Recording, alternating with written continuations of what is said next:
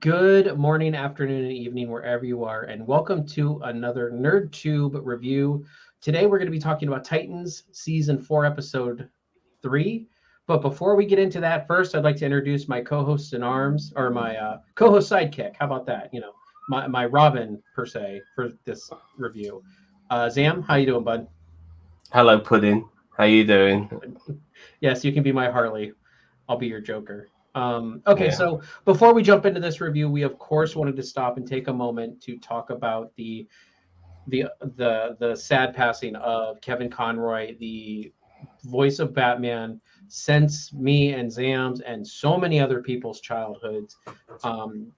Being such a talented voice actor. He was also a part of a lot of other projects, but mostly everyone knows him as being the definitive voice of Batman. Um, and so, unfortunately, his passing is a very huge blow for a lot of the comic book nerd community. And we send our condolences out to the Conroy family. I'm not familiar with his family unit, but I'm sure he was a I'm sure he was a brother, a sister, or he was a brother. He was a son. All of that. And so we really wish them just a send all of our love to them. But yeah, I mean, growing up with Kevin Conroy, we've always he's been Batman. He has been the definitive version of Batman for so many years. And it's a tremendous loss in the nerd community, especially in the animated realm of comic book shows. Zam, do you want to say anything? What I liked about some of Kevin Conroy's work was the when in the Batman animated series how he was playing both Batman and Bruce Wayne, and yes, they are the same person, but they're not the same. But their voices are completely different, and that in itself shows you the talent that he has because he didn't do an Adam West where he would sound the bloody same, whatever persona he was portraying. He made sure that Bruce Wayne sounded one way, Batman sounded another, and then after years of Batman not being around, and him and by the way Mark Hamill, their combination was absolutely fantastic, and yes, they did lots of other stuff after the animated series, lots of spin-offs, Justice League, all of that. But for a period, then we didn't get them anymore, and then boom, the video games came out, and lo and behold, Kevin Conroy's back, baby. And we even finally got to see him as Batman very briefly, even though he was an asshole version of Batman. He was more Bruce Wayne than Batman in the in the Animated in, or well, CW the cry, yeah, Crisis on Infinite yeah, Earths. yeah, something like that. And they Which killed his honestly, it, character. it, it kind of makes me sad. That was not the best portrayal of Batman. Kevin Conroy did fine with what he had to work with, but I really Yeah, wish they would have done something better with him in that. Even so, but that's the only time we really got to see him as Bruce Wayne in real life. Um, but I just want to say to everyone that we're not going to go on about this too much because tomorrow we are going to dedicate a actual podcast towards Kevin Conroy, talk about him in a lot more depth. But yeah, we're just here to give our condolences because he's somebody who's left a mark. And if you on our social media pages and stuff like that, a lot of people are grieving right now. This guy, he's the biggest loss in comic books and fans and sorry in comic book media since Stan Lee, in my opinion. I He's I also that big of a agree. deal. Hmm So I, yeah. I I agree. There's very few people that that have impacted as many people as Kevin Conroy. So definitely, if you're there's going to be probably a bunch more of us on tomorrow for for the Kevin Conroy tribute show, where we will be talking in more detail about what Kevin Conroy brought to the table for us as fans, as well as a voice actor and the community and stuff like that. So with all that being said, we are now going to get into Titans season 4, episode 3, named Jinx. So with this episode, we kind of get a look into a little bit more of Dick Grayson's background and yet another woman he has shagged in his day. I mean, I swear he has shagged every single woman except for Raven It's in always the the series. serious ones, though, isn't it? In comic book, like the more serious and more cold they are, like the more likely they've pretty much shagged everything on two legs. You know, would it be Matt It's Murdock or it would be Bruce Wayne or Dick Grayson? You know what I mean? yeah. I mean, it's a little sad though because it's just like God, like you shag everything that walks, don't you? So yeah, I thought that was interesting in this episode. So we're kind of gonna do a loose play-by-play here a little bit, but obviously stop me, Zam, if you have anything you want to add in. So we start off this week's episode by the team reeling after they got just dismantled by Mother Mayhem. Raven, of course, getting her powers absorbed, losing the gem in her forehead, and going blonde. So not with blonde, all that, white. Platinum. Yes, you are correct. Platinum. Yeah. So obviously Raven is a bit taken back. She's like, "Oh my God, I've lost my soul self." Superboy is lamenting the fact that he feels like he rushed in. He's kind of feeling the remorse of like the loss where he just he felt like he rushed in, and I think he was just trying to be like, I think he's just like he's Superboy. He should be able to just take him out. I'm just starting to notice a little bit with some of these superhero shows generally that when you've got real superheroes like a Superboy, like a Raven, people with close to unlimited power, you have to either nerf them or bench them in every way possible. That way, people without those powers, like Nightwing, can like still kick ass and look like the most dominant person on the screen. I have to disagree with you on that because, as I said, this is a good foil to have Superboy in because the Kryptonian weakness, whether it be Superman, Superboy, Zod, is always magic. So with Mother Mayhem and all that magic and everything like that, I feel like this is actually a good foil for Superboy to get more involved in and then get rocked on. Well, like last season, you're right. Last season he was just OP and nobody could touch him. Like he could have ended Scarecrow in an instant, and they just never did it. And not it's not just that, but I genuinely thought that this would be a more Connor Kent centric series to a degree. It felt that way initially, especially with Lex Luthor, who, until we've been proven wrong, who might come back from the dead, has been killed off, which is one of the most ridiculous things ever. But fair enough. But now it seems to be focused straight back to Dick Grayson again. So yeah. Yeah, at least this episode. Yeah, I do definitely agree with you. So we jump to after that where the team is just reeling. I think Dick Grayson at this point splits up the team. He sends Tim and Connor back to Star Labs. He and Starfire are going somewhere, and I think Raven and Beast Boy are just staying at the RV at that point.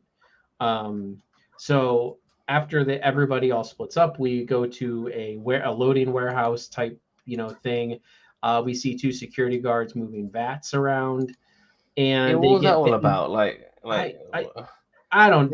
This is kind of the confusing part where I'm like, what is going? Like, there's some kind of like symbiote looking thing that's I guess blood, and it bites them, and then it makes them cough up blood. It was kind of stupid, honestly. I kind of feel like this is one of the weaker points of the episode is where you have stuff like this happen. The guy's talking, oh yeah, I'm gonna ask her to marry me, and all she has to do, I got the ring, I got the place, she's just got to say yes. And I'm like, okay, yeah, so you're dead. Got it. Yeah. So I don't know. I mean, apparently they're gathering blood for, of course, brother blood and all that. I mean, yeah, yada yada. We know this. I mean, this is kind of, as I said, this is kind of the weaker point of the stuff. We then move to two characters. We have Mother Mayhem still, and then I believe, is she the scientist or the archaeologist, or I'm trying to remember who she Mother was. Mayhem is the archaeologist, but the other lady, I don't know who she is. I also do not know. A right-hand woman, I guess. Yeah, right-hand woman, I guess. So basically they just are having a conversation and they're talking, actually the one lady was saying, hey, you should not be returning, you shouldn't bring that here. And then Mother Mayhem says, no, I'm returning it to where it belongs. And then, and then you get the big, she shoots all the purple into the gem. And I don't know if they're using that magic for the brother blood angle, or if they're actually trying to revive. That's Raven's powers she was shooting into the gem, yeah? Yes. That was Raven's powers that she absorbed, because she said that the powers never belonged to her anyway. So I don't know if they're going for a whole, Trigon resurgence type thing, or if this is all a part of the Brother Blood plot. They haven't really made that clear yet. So I'll be interested to see how that goes down. So yeah, and so we go back. After that, everybody kind of splits up. We get a little bit more with is it not Maxwell? What's his name? Brother Blood himself. I'm so bad with names. Oh, Sebastian. Sebastian. There we go. Yeah, I'm sorry. he's releasing his mum's ashes by the looks of things. Yep, he's releasing his But mom's ashes into the river by Metropolis, which we're going to call the Houston.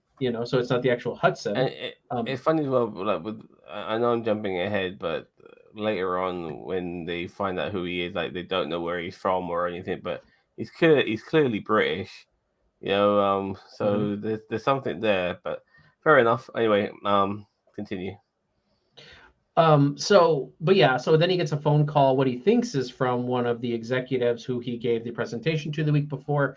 And he says, hey, we've reconsidered, but it's actually Mother Mayhem doing voice impersonation. Cause everybody has that power. Why not? Anyone can do that. And so, yeah, he's like, oh, okay. Yeah. He's like, come on back into my office tomorrow at whatever time. And then we'll, and we'll get everything squared away. And so he's super excited. He thinks everything's looking up. I think his game is. I think his game has something to do with some overall ritual. By the way, yeah, we'll get to that when we get to the investigation point with Connor. So we then move over to Bloodhaven State Penitentiary, where Dick Grayson has called in some favors, and he and Starfire are getting Jinx released. Well, not released, but brought out to like the courtyard, I guess. But now Raven's out of commission. They need another sort of magical person. Yeah, magic user. Yeah. And so this character Jinx is mostly known, obviously, in the comic books if you read those. But if you're more of a media, if you're a media person, is she a bit like is she a bit like the DC version of Domino? No, she wields magic more. Like Domino, her powers seem to be everything. Like 1 minute her powers is creating a tornado, and next thing you know she's able to move fucking security wires. Well, that's what I'm saying. Like she does have more magical abilities. She's not like Black Cat or like who did you just say? Black Cat or Domino, who have a more like passive ability, like mutant ability. It's actually more of an actual active magic ability. But she's mostly known for her time on the show Teen Titans back in the mid 2000s. If you remember that, she was a part of the Hive Academy. She was one of the three. She seemed familiar, but I would have to go back to Teen Titans just to see all that shit again. Anyway. And so they bring her out. She starts to wiggle her shoe off. Dick Grayson says, "Don't let her touch the ground." And then a tornado blows up. Is she not able to take her shoe off when she's in solitary? Wouldn't that do the same shit?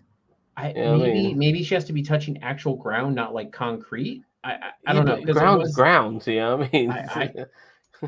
I understand. I thought it was kind of weird too. So now she's gone. But what I didn't like about it, she's just escaped now. We're just gonna get out of here and like nothing's happened. Like Dick Grayson and Corey, and I'm thinking, hold on. In the real world, after what's happened, you're going to be kept behind and you're going to be asking lots of questions, all of that sort of stuff. Mm-hmm. And still, once again, like he's just dressed up as Dick Grayson, he's with Corey. Like, don't people know that when he's Nightwing now? I mean, like, I've given up on that whole shtick. I think everybody knows who Nightwing is. They, and then everyone will know who Batman is, and we keep going back to this because we got Connor Kent calling himself Connor Kent, and Clark Kent, and like Superman. Yeah, nobody puts two and two together. Yeah, like it's frying my brain. Like, do they not do secret identities in this world? I mean, anyway, I don't know. I 100% agree with you. That is probably one of the most baffling parts of this show in general. Is that everybody knows Dick Grayson is Nightwing at this point, and then nobody puts together the fact that Bruce Wayne is Batman, and or the fact that Lex Luthor knew that Bruce Wayne was Batman. So it just, I just thought it was kind of weird. I had a problem with Dick Grayson to the club. I expected more of him. Shoe scuff, scratch mark, something. All right, fair enough. I mean, we are talking about people walking up to a machine. to pay. So to a degree, that in itself covers that track, if you know what I mean. Anyway. So, yeah. So of course, Dick uses his incredible detective skills to realize, I think Jinx is going to go back to the source of the crime, or the return of the scene of the crime of before, which again is a little bit weak. I get it, but it's like, really, like, you just think Jinx is just going to go right on back. They And say they're that able to get something there like pretty quickly. Like they're faster than a fucking tornado. they're faster than Superman. Um, Yeah. Well, so Corey's there. I mean, can she fly? She can fly stuff. she can Starfire. hover. I've only seen her ever hover. That was like at the beginning of season 3. I have not seen her fly per se. You know what I Yeah, mean? Like yeah. I have. I mean, I guess she could have flown into Lex Tower, like when she showed up. Maybe she landed on the roof and then came Well, no, down or something. yeah. I mean, it looked like she came up the lift and then started John Wicking everyone. But anyway, So after that, we cut to a nice little scene between Beast Boy and Raven, where Beast Boy is cooking her breakfast, pancakes, and Raven talks about how she can now, everything tastes better, because I don't know, I can't exactly explain how she yeah, explained I it, know but what it's you mean. like everything was actually normal, richer. She's like, hey, is this how you live? Oh my God, I can't believe, like, I think everything's more dulled down for her just because of whatever magic dulls it down. I don't know, like the Yeah, the she's the not able to Trigon. appreciate. Yeah, she's not able to appreciate things our way because she's like kind of like deluded by the magic. Oh, you stop it! Stop it! That's right, Sam. You God, get him. That's still Brutus. that's Brutus. He's the only one who makes noise. Hey, there we go. All right. So anyway, I Yeah. Beast Boy then hears some whispers, walks out of the van, or I'm sorry, the RV, and starts listening. And Raven comes out with him, and Raven's just like, "Hey, my cook kind of ghosted me," And they just, I'm actually liking this relationship. I didn't think I'd like it because my brain is always set on Beast Boy and Raven from Teen Titans in the 2000s. Like Beast Boy's much younger, Raven's like 16. Here they're obviously closer in age, so it just, I know but I'm starting to finally get on board with this relationship, because it kind of been a will they won't they for at least the past couple seasons. I think they're finally They- actually doing the I think relationship. they're a couple. You know Yeah. what I mean? Yeah. So, but yeah, it becomes pretty much Beast Boy's story arc here, and this sort of subplot of what's going Which through with him. I'm very happy about, because the first 2 seasons Beast Boy could only turn into a tiger. Finally, at the end of season 3, he turns into a freaking bat. Now it seems like they're actually leaning into it. It's about goddamn time. You Well, know what I mean? Like, apparently he's turned into a velociraptor, a bear, and an armadillo, and we saw his hmm hand turn into an octopus tentacle. hmm So yeah, he seems to have a few tricks up his sleeve. he also turned into a bug. I think they said he turned into a bug too. But yeah, I mean, like, like it's so that I'm glad that his powers are kind of kicking in a little bit more. It does seem a bit sudden, but I'm here for it. I'm also glad they took care of the clothing problem. I'm also here for that. Okay, so they discuss in the woods, and so they're talking about the voices that he's hearing, and they go walk off into the woods. After Oh that, yeah. He was the bug in Lex. No, wasn't the bug the no, that was USB Stark drive? Tech. Yeah, that was Yeah, Stark Tech that was Wayne Tech. or Wayne Tech. Oh Yes, that was Wayne Tech. Sorry, Jesus Christ, mate! Jesus, come on, man! Come on, get out of there! Yeah. man. Brutus wants to be a part of the stream. Yeah, sorry. He It's always okay. seems to make noise when I'm streaming, for fuck's sake, yeah. Anyway. So then we go back to Star Labs with our friends Tim and Connor and Cyril. Those are what I'm going to call him because I don't remember his actual name. What's his name? But Sebastian. No, Sebastian's the guy with the brother blood. The guy in like the tech guy, yeah. So anyway, so he's going to be their guy in the chair pretty much this season. But so they're working on Tim Drake's bow staff training. Okay, whatever. I'm here for it. I'm glad they're doing it. Whatever.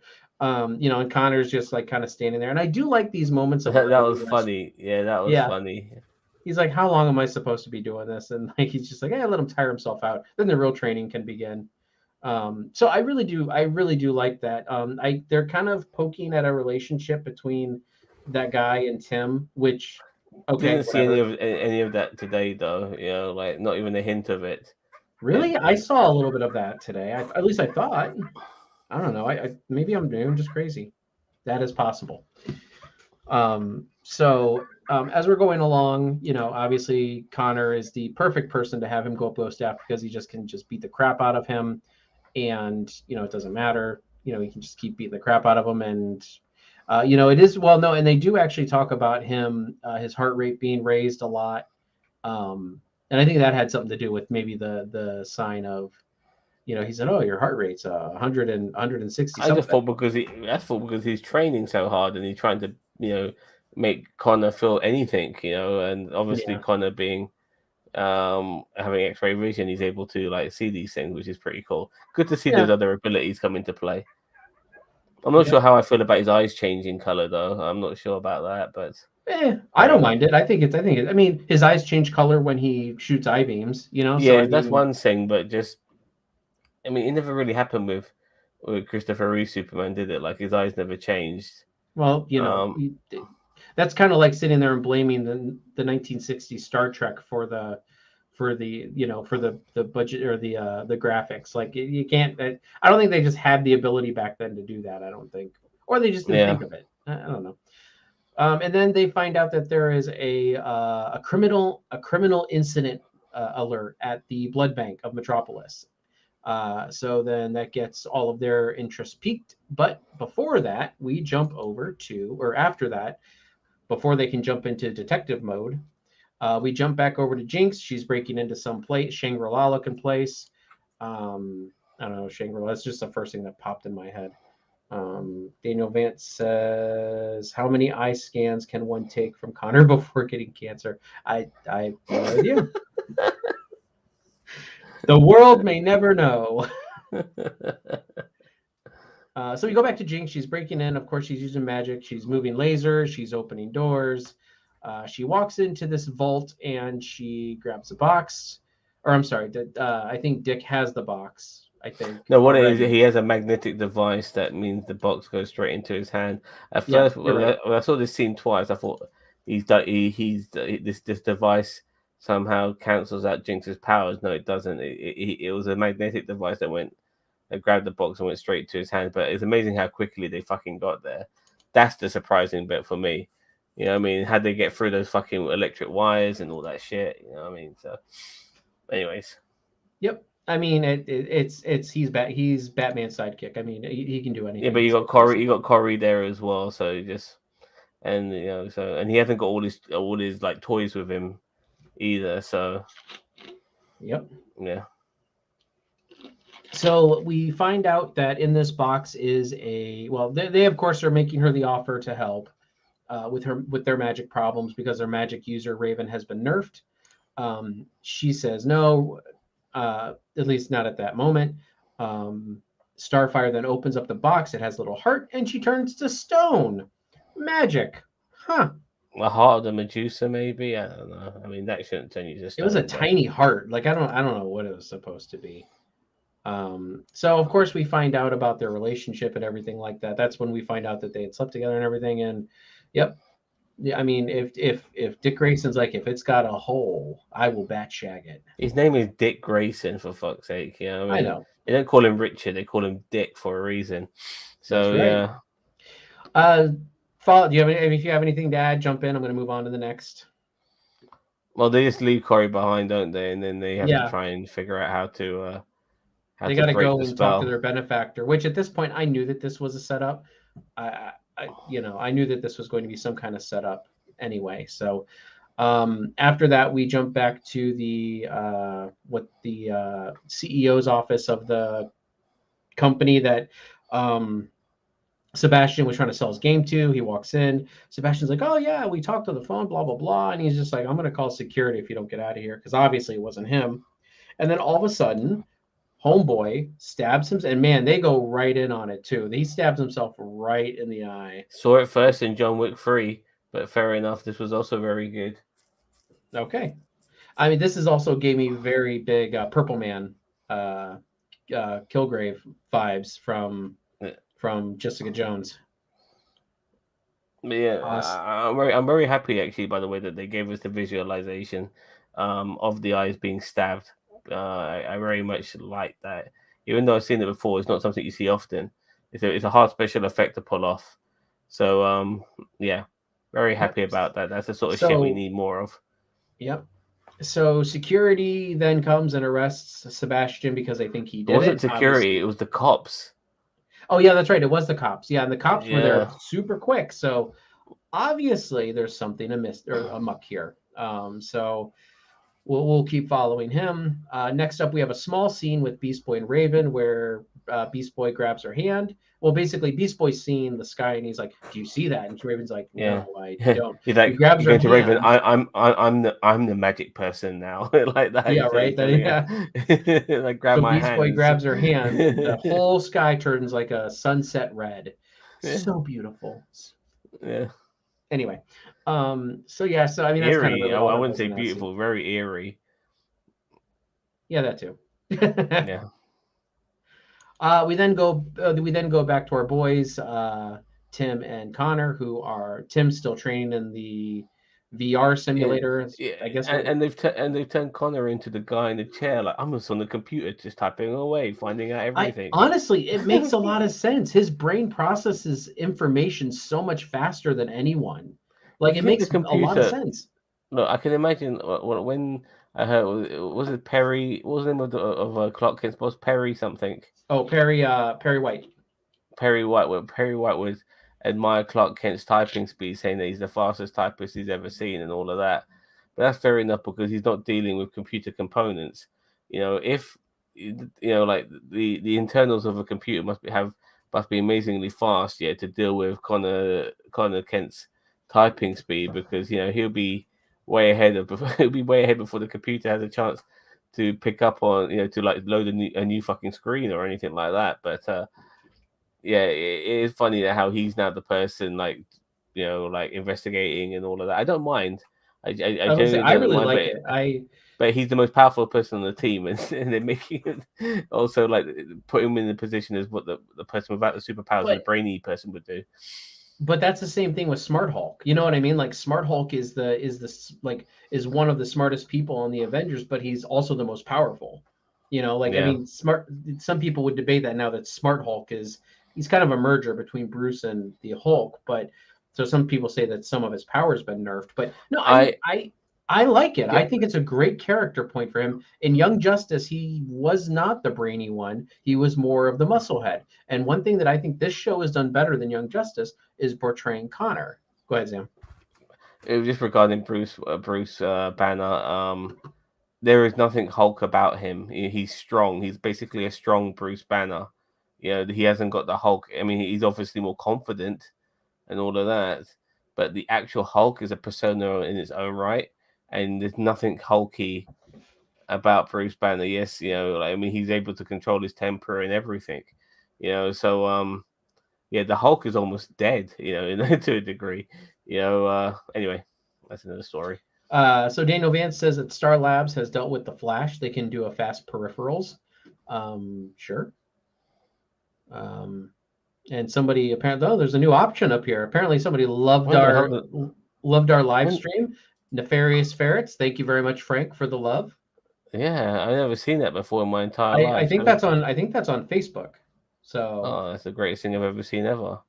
so Yeah. appreciate the love, brother. Love you too.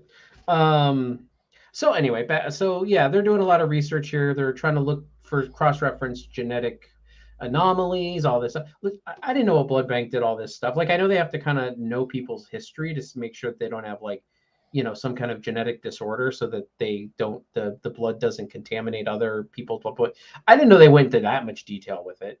But yeah, so they're trying to basically track down who's stealing the blood, what's going on. And Tim's just wailing away with his pole in the background, which is great. As you do. As you do. We then cut back to more Jinx and Dick Grayson action, where they more talk about, she betraying him leading her on, blah blah blah. I was like, oh, I couldn't even deal with that. This was stupid. Like, I don't want another person that Dick Grayson has banged like to just show up and I'm so glad he never banged Donna Troy, because it was such a breath of fresh air that, like, when she shows up, because it's Donna like, Troy's oh, fucking hot, man. I know, I mean, but yeah. she's So never Dick Grayson has never been able to put the Grayson on her. yeah. So, and I'm glad. I don't want that. So they're lamenting, talking. They get to a parking garage where there's a parking meter, and they got to put, like, what is it, $250 or something in it. $200 is like, this is the funny thing. But he later he gives up $5 million, but $200. Yeah, I mean, oh god, $200. But I think that's what it cost to get into this nightclub, or maybe Jinx was trying to extract some money out of him. It was hard to tell. Well, $200 is $200. Yeah. Um, But so I did like this moment though. Like, you put the money in, or you put the card in, you type in some special numbers, and then boom, you're inside this fucking nightclub full of now like I do want ghosts and to demons and whatever. Now, I did want to go back to Daniel Vance's comment here about, he said, I had a problem with Dick missing the entrance to the club. I expected more of him. Shoe scuffs, scratch marks, something. I don't understand what you mean by that. Like, if you want to expand on that a little Well, bit and but explain no, it. basically he's saying that he should have known that there was an entrance to the nightclub by seeing marks and stuff like that going towards that section. But my counter to that is that this is a machine that where you have to pay for parking. So people are going to walk up to it regardless whether they're going to the nightclub or paying for parking. Yeah. So in a way, it doesn't matter, I mean, this sort of he's thing. not Sherlock. Oh, going under the wall that Dick notices. Fair I, I, enough. yeah, I mean, I see Yeah. your point, but I think I don't think that's too much of a legitimate gripe. As I said, he's not Sherlock Holmes. So, you know, Like when you're okay. around those sort of industrial areas, not industrial areas, but those sort of concrete areas, you just see scuff marks and shit like that. It could be fucking anything, you know what I mean? Yeah. So yeah. So after that, we get ourselves inside of the club with red rave lights, and we then, I mean, that I think that's all you really see in the beginning there. And then we go back to Starfire, who actually is having a vision on Tamaran. Well, it looks like Tamaran, but it's actually the diner from season, I think, 1, 3. right? Oh, was it? I mean, it just felt like all that bullshit they did last season with the fucking the limbo world and all of that shit. You know what I mean? Yeah. It's, they have to do this sort of bollocks every fucking season. Like, I hate shit like this. Like, I mean, I I know can they got to go understand back it. to that same one place. Yeah, exactly, and stuff like that. And I mean, I didn't really understand the point of this scene because we didn't really stay with it that long. I mean, she's just trying to find herself a little bit and all of that. But you would have thought she would have found herself after the incident she had with her sister last Mhm. season. I mean, so while we're going there this season, but I guess it's just to keep Corey busy whilst Dick and Jinx are doing their thing. Excuse me. All right. Yeah, I mean, yeah, it is kind of it's a little bit cringe in my opinion. I kind of did roll my eyes when this part did happen, and I'm like, Was okay, that woman supposed to be her sister? it's either her sister or her mother. I couldn't Because it looked tell. nothing Like, like it looked nothing like her sister. and that's what I You was know what I saying. mean? Like, Or they I think it recast or might have something. been her mother. Like, I'd have to go back and look at the voice, the or not the voice, the actress who played her mother last season, because she's kind of dressed like, kind of like that Blackfire look, where she's like got all the black on. It's all kind of skin tight. Hmm. It's not like it's like like a mom, her mom's look or anything like that. So it might have been her mom. I don't know, but they were definitely lamenting on the power and this and that and finding. Yeah, it's kind of like, then they push buttons on a jukebox and then, hey, the world's, Starfire's found herself. Sure. Okay, so we go back to our boys in the lab where they finally now Tim's worn himself out, so now he's joined the Scooby Doo gang trying to figure out what's going on with the blood bank heist. Well, they're looking at the logos, aren't they? I mean, Yep. all the symbols and stuff like that, and then You beat me to it. yeah, sorry, I apologize, No, but that's yeah, fine. Go ahead.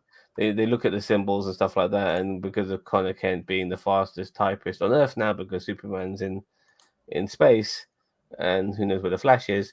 Anyway, they're able to he's able to figure out that yeah, this symbol matches the same symbol as this pixel game created by Sebastian. Sebastian Stan. Yeah, posted on Discord, no less. I mean, that's a little brave putting something on Discord like that.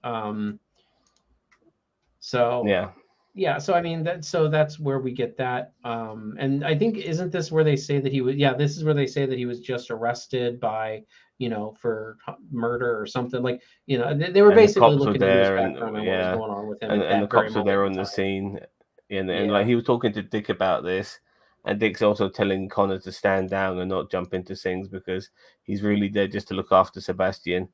Don't take her on your own. We work as a team and stuff like that. Basically saying, look, just make sure that I'm here so I can stand in front of everyone and still look like the leader. Basically, yeah. I mean, it's not like you're the most. It's not like you're like basically like Superman without the flying abilities, mate. But yeah, still make sure that I'm there so I can still look like the fucking leader. That's really what it means. That's what the fucking Dick Grayson means. So I want to be able to get there and put my little mask on so people then assume that I'm now Nightwing now and they don't realize I'm Dick Grayson, even though everyone should realize I'm fucking Dick Grayson. That shit still fucking bothers me so fucking much. You have no idea. Anyway. Okay. Yeah. After that, we go back to the nightclub where Jinx is trying to make Dick buy him a drink. Then Dick goes and talks to the buyer for. Yeah, I just need to get on this. Like they're all making fun of him by calling him a human. Everyone in there, the fucking one arm fucking bartender and all this shit. Yeah, but everyone looks like a fucking human. There's nobody walking around with horns on their heads. There's no one looking demonic whatsoever. Everyone looks like I know a it would have been better human. if they would have called him a muggle, because then that would have been a Harry Potter reference. It's also WB, so it would have been a good, a non-magic user. But the muggle would have been a great Harry Potter reference, and within the same franchise, not franchise, sorry. Once again, they're going quite John Wicky a little bit in this underground sort of world and stuff like that, and I really did like this part. I thought this was, Nightwing being Nightwing, and yes, I know he wasn't in the outfit, but I mean, it just shows, how deadly Nightwing can be. He's good. He doesn't need the outfit here. He needs the outfit when he needs his gadgets to fucking unlock rooms or whatever. But when it comes to, he could be fighting 10 guys. He doesn't need his fucking outfit. You know what I mean? And I've come to find that we find out every episode that Dick Grayson hates something else. Like last week it was ninjas. This week it's magic. Yeah. So it's like, what are we going to find out that Dick Grayson hates next week? Not sleeping with a woman. So anyway, so Dick Grayson handles all the goons, and then the actual lady goes to get up. The godmother. The godmother gets up to fight, and replicates some knives, throws them. Dick Grayson. So they go back and forth a little bit, and Dick Grayson she could have killed some people. Some guy could be just sitting at the bar having a drink and got a fucking knife goes in the back of his head. Like it was very careless of her, but yeah, he ends up owning her as well. Yeah, and I mean the way he took her down, man, that was whew. I mean, she was out. Yeah, and I love the way he looks at afterward, like the way he just looks at everybody. He's like, "Y'all want some?" Like it reminds me of what's the Tom Cruise movie where he's like the secret agent, not secret agent, but like there's a few films where he's a secret agent. Huh? There's Jack Reacher, there's Night and Day, there's Mission Impossible. Yeah, the Jack Reacher when he's out fighting the guys in like the parking lot, and he starts taking all of them out, and then he's like, and they're still coming. He's like, really? Like he's like, I'm owning all of you, and you still keep coming. And he's like, I just really like it. So then Dick Grayson realizes that Jinx has actually played him again. And so then we see Dick Grayson come in on Jinx trying to pilfer yet another thing. trying to get this money. We find out she's owed $5 million to somebody. She's just trying to get money to pay that off. Dick Grayson, of course, he doesn't Venmo it. What does he do? He puts it in holdings or something. I don't know. And then Well, as soon as she, he's basically like Bruce Wayne's younger brother now, and he whatever money Bruce Wayne has, he's able to get hold of too. But Bruce Wayne knows that he's not in it for like material things. Don't get Dick Grayson doesn't give a fuck about. Obviously, that fast car he did want to drive and all of that, but overall, he's not into material things. So if he needs access to Bruce Wayne's funds, he has it. You know what I mean? Mhm. So yeah, so $5 million. That's like That's like five. That's not even 5 cents for a fucking billionaire. Yeah. You know, it's not even for. That's how much people don't realize how much a billion is. Like it is 5 million compared to 5 billion. The difference is astonishing. It really is. Mhm. Yeah. So yeah, we wrap up this scene where he, of course, is now holding $5 million against her until she can't get to it until she has helped them with their magic problem. I do like the fact that Jinx is coming in here for a little bit. I don't know if she'll be in the whole season, but I do like the Jinx character. I think she's a lot of fun. I think it's kind of a different version of magic that we can get instead of just Raven's kind of cloudy, cloudy demonic magic and everything like that. So I really am enjoying that. Um, we then go back to the vault where, of course, we find out the whole time that Jinx could have released Starfire. Like she could have done it the whole Yeah. What time, a but she was just bitch. using Dick. Huh? Yeah. What a bitch. You know what I I mean? know, right? She was using Dick and Dick Yeah. Grayson. So of course You're going really into it today, man. I know, right? Well, this is what happens when I host. It just happens that way.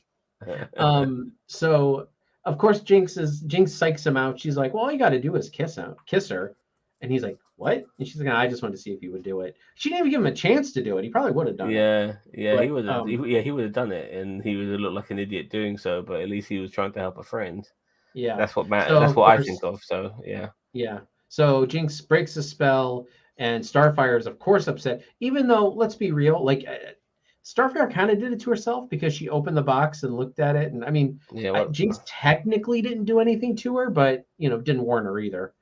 But so of course, Starfire walks off all pissy, and then Well, the funny and thing is that they knew it was a scene of a crime, like because he tried to steal that box before. Wasn't Dick Grayson aware of the contents of that box? Would he not have done his homework? And don't know. then he would have made sure that if once he passed the box on to Corey, he would have told Corey, "Don't fucking open it." But obviously, she did. But regardless, Yeah, it all worked out, right? yeah. Right. All right, so we then go back to Connor Kent, Tim, going back to the scene of the crime. The scene of the crime that Sebastian was in. They kind of look some things over, and they're talking it over with Dick. And then Dick is like, "Wait a minute! Like, there's a couple coincidences here. There's a couple things going on." And he's just like, "Something's going on here with this Sebastian character." And we need to know, and we need to have, something's going on. There's too many coincidences, and I'm Batman Jr. and I just don't trust anyone. So basically he's saying, don't go get them on your own. Like you said earlier, don't go get them on your own. We'll do this as a team. So then we go to the holding cell where they have Sebastian and the right hand chick, which I don't remember who it is. She is sitting there trying to get Sebastian to say Azarath, Metreon, That's not the right hand chick. Synthos. That's Mother Mayhem. Is That's that the Mother main Mayhem? chick. Yeah, that's the main chick, dude. You made Man, that I can't mistake keep twice track of already. these chicks. The two of them look similar. I can't keep up with this. One of them does it like one of them has. Sometimes she has blonde eyebrows, and then sometimes she doesn't. I look. What is this? A Super Saiyan convention or something? When her But the eyebrows point, turn yeah, blonde when but she uses her yeah, magic. like if she gets fucking Baron Zemo's book out, yeah, and he's Yeah. about to turn him into the Winter Soldier by making him Mhm. say all this fucking shit. But yeah, luckily Connor Kent comes in with the save. He breaks the wall like fucking RoboCop. Yeah, and then comes and takes him out. He could have fucking taken care of her there and then if he had the opportunity, but he wasn't allowed to because he has to be part of a team. even though fucking Dick Grayson's allowed to do solo shit on his own. But fair enough, he has to be part of a team. Yep. And yeah. Oh god, the irony. But fair enough. And he So saves Sebastian Stan from turning into the becoming the Winter Winter Soldier. Soldier. Yeah. And so, of course, they jump into Dick Grayson's royally nice Porsche, and don't get any blood on it, Sebastian. Look, the point is that he doesn't need to get in the Porsche. He's Superboy. He can run faster than that fucking Porsche. You know what I mean? He's almost as fast as the Flash. He can take Sebastian back, to wherever the fuck their headquarters are. And yeah, but anyway, fuck it. Take the Porsche. Get stuck in traffic. Get stuck in traffic. Porsche. Yeah. All right, so we go then to the back with Raven and Beast Boy, where they come upon the tree with all the bones and skeletons hanging from it, and they say that this is it a message? I'm trying to remember. It was they're correlating it with like Native American tribes and shapeshifting and stuff like that, but it was still very hard to understand what the fuck is going on. And but we're still, because we're still very early in the season at the moment, it's like opening up a jigsaw puzzle. Like you throw all the pieces on the floor and everything's a mess, but as you start assembling all those pieces together, you start to get the whole picture. So at this moment, as we're only in episode 3, things are still a mess at this moment in time. We're still assembling the pieces together without actually getting a good look at what we created so far. So yeah, that's my sort of explanation regarding what the fuck's going on when you don't know what the fuck's going on. But hopefully there will be an explanation, in a few episodes. Yep. And after that, the episode ends. So episode 3 of Titans is in the books, and we've got lots of questions, not enough answers, and one horny Tim Drake. So how many episodes are there this season? I want to say there's 12. Let me find out. But yeah, I'm pretty sure there's like 12. There's usually 12, 13, but let's see. 12. I was right. Ha! Yeah, so we're like 1/4 into the season. So yeah, so we're not going to figure out anything yet. I mean, I have no idea what the fuck's going on. I don't understand the connection for Sebastian regarding all of this, like the overall connection, because is he a reincarnate? Is he something like that?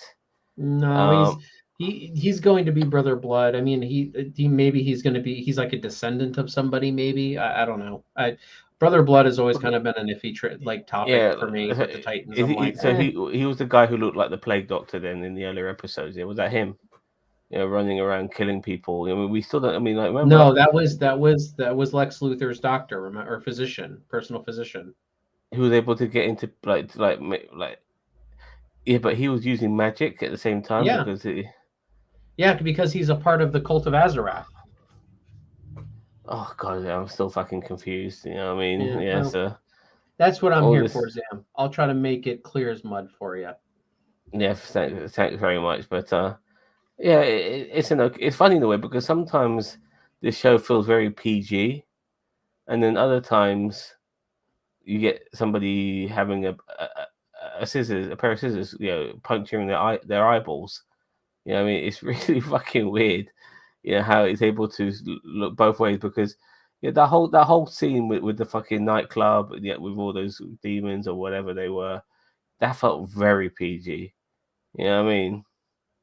But so it's weird in a way, like how it's the inconsistency of Titans. That yes, you can drop the odd F-bomb and stuff like that, but the cinematography doesn't make it necessarily look as dark as it's supposed to be.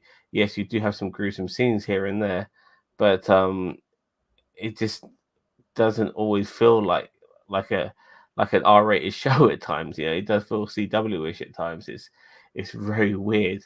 Daniel Vance says, and this is a good point, I forgot about this, is that there is only 6 episodes this year, and there will be a break between the final 6 next year sometime. Yeah, they do have Doom Patrol coming in a couple weeks. Never got into that. Yeah, we're probably not going to cover that because I'm only seen up to like the beginning of season 2, and I know Zam hasn't really seen any. But it's a good show. I just haven't had a chance to really keep up with it. Also, just so you guys know, the poll is up in the chat. So if you have not, if the 11 of you out there that are watching, if you have not hit that poll, please do. We want to know what you think of this episode. So Zam, I think, is it about time to mark it, or do you have any more thoughts Yeah. on the episode as a whole? It's still very confusing what's going on, and which is fair enough because you're not supposed to know everything in the like like the chess pieces are still being laid out. I totally get it. I just this show always feels like the fucking Dick Grayson show. That's the problem. My only issue with Titans at So it's the times. discovery of the DC shows. Yeah, exactly, to a degree. Discovery meaning like Star Trek Star Discovery. Trek Discovery, yeah. If you're on this Yeah, channel, you should know we're big yeah. Trekkies. So yeah, in a way. So like, just when you feel like somebody else is gonna be spotlighting, and maybe because there's nothing wrong in Dick just playing second fiddle, but they just can't. And the subplot with and Raven, hopefully that'll turn out to be good, but that could be nipped in the bud by next week. Yeah. So yeah, I'm gonna give this a 7 out of 10, and that's quite generous because there were some moments that were pretty cool in this, but overall I'm still a bit lost. I could give it a lower mark, but it's not because I found the episode shit. I didn't. I think confusion is more, and they do lean a Yeah, lot on the fact that the people watching this will have to know kind of some of the lore of the Titans, like the cult of Azarath and everything. So I do believe that they are kind of leaning on that a bit heavy. So just going to the comments here really quick. We have Daniel Vance saying Titans began with Doom Patrol, which no, Doom Patrol started in Titans season 1, episode 3 or 4. Titans didn't start with Doom Patrol. But Doom Patrol were the ones to start it all off. And no, Titans started it all off. Doom Patrol technically was the second series that came out on DC Universe. Sorry. I mean, I'm pretty sure that's what it is. You always make me doubt, Daniel Vance. Jim says sounds like a 5 to me. And Daniel Vance says almost December. It must be asked. Will Zatanna be joining us again? Zatanna is Xanta Xanta. For fuck's will be. sake, Zatanna. We don't know. We haven't heard back from him yet. We sat out our. No. Xanta Claus is coming to fucking town, and he will be back on December the 1st. We're setting out the cushion cookies for him. So I mean, he'll be back on Thursday, December 1st, and God knows what we'll be reviewing on that particular day. Probably Prodigy. And yeah, he'll be there for 24, 25 days before he has to jump on his sleigh and start fucking spreading his love all over the world.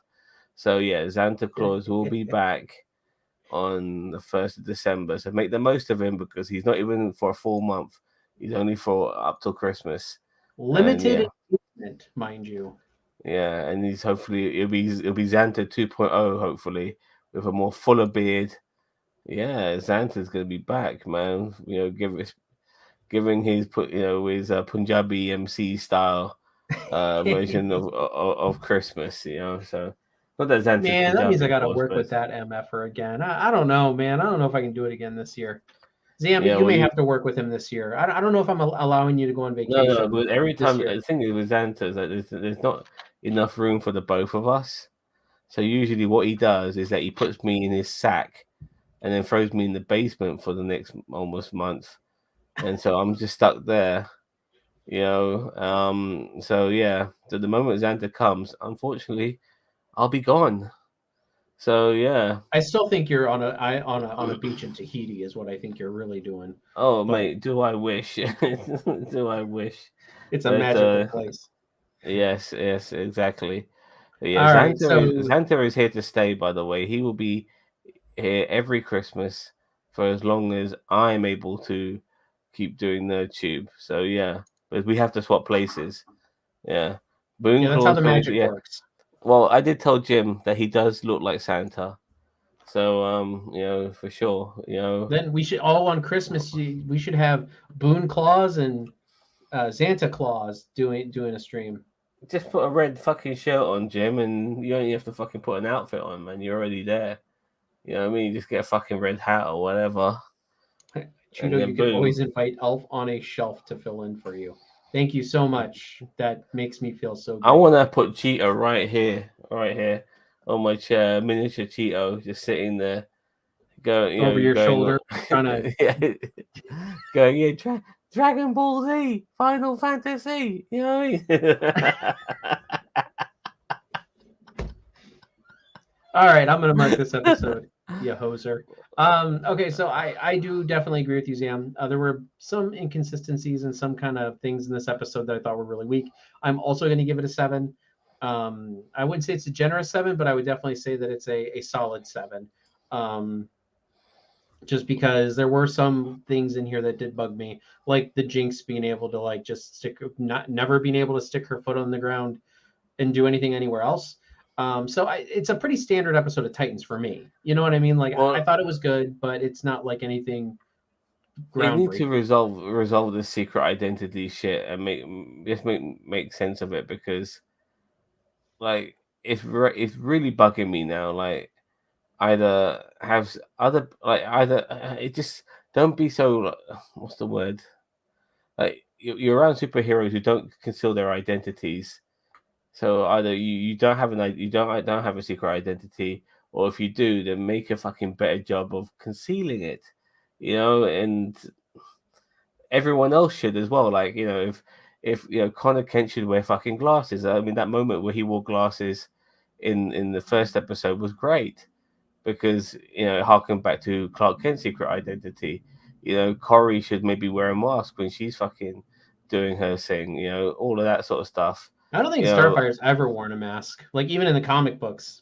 So no, but yeah, but it doesn't matter. Just in the sense of like, she can't be Starfire and not conceal her identity, and then she's hanging around with people who do conceal her identity, because anybody, it just seems so stupid. You know what I I mean? agree. So, and that's one of the major issues I'm having with this show. It's having its cake and eat it right now, and it's really fucking stupid. So and like I said, like fucking Jinx escapes from the jail, and then like Corey and Dick are able just to drive off like nothing happened. They'll be filling in paperwork for weeks if considering what happens. You know what I mean? And yeah. So why is this fucking trapeze artist able to fucking get somebody from a jail and all of that shit? Like, like it's just You're working yourself into a spiral, Zam. yeah. I'm sorry, I can't help Bruce it. Wayne's money. That's all you got to know. Bruce Wayne's money. Yeah. That is the answer to all the problems here. Money does make the world go around, but if you're not going to conceal your identity all the time and hang around with people who you do conceal your identity with, and people are not able to know you're that person, then the people in this universe are fucking stupid. So they have their moments. That's for darn sure. Yeah, for sure.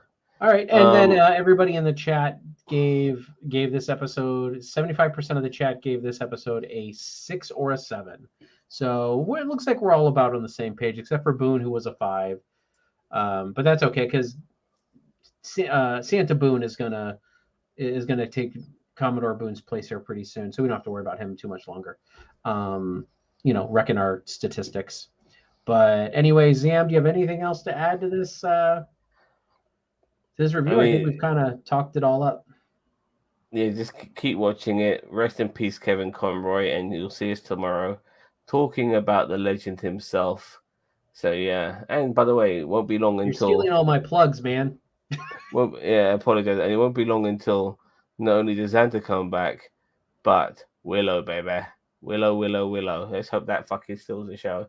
So yeah.